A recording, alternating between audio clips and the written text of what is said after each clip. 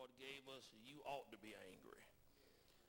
You ought to be angry. Anger is a word that we don't like to use or to talk about or to acknowledge that exists among children of God. But Paul is writing the church and he's talking to the saints.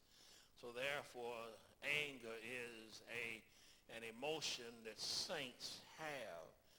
We think that anger is sinful, but the reality is God got angry. God got angry when he made man in his own image and breathed into him the breath of life. Somehow or another, because of Adam and Eve's disobedience, man found himself separated from God. And when he became separated from God, he descended into all manner of wickedness.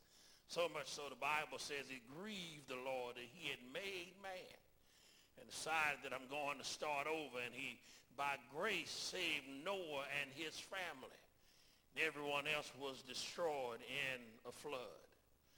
God got angry when on the way to the promised land, after he had delivered the children of Israel from the bondage of slavery and brought them through mighty plagues and power, it parted the Red Sea, and they were on their way to their promise. Be careful when you're on your way to your promise.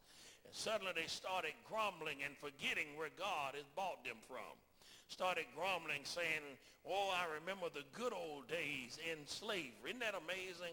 That I remember the good old days in slavery when I had a lot of this and I had a lot of that. But now they complained about, I don't have the food that I want. And even though God had rained down manna from heaven, even though God had brought water from a rock, they still were never satisfied. God got angry about it.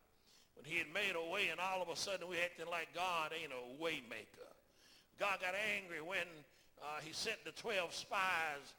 Moses sent them over into the promised land and said, scope out the land, check out the land. And they came back and they said, it's just like God said it was.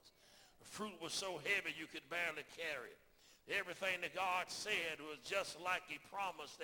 But he got angry because they said we looked and we saw giants in the promised land.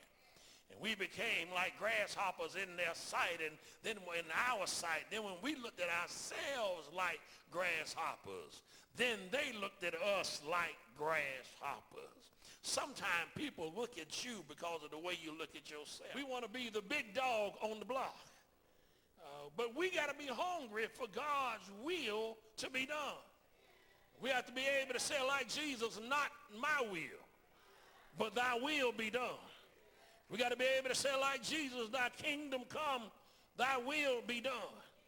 Now the other part of that equation is that when we came up as a younger generation, we joined them before we tried to change them. We weren't in and out, but we connected with them.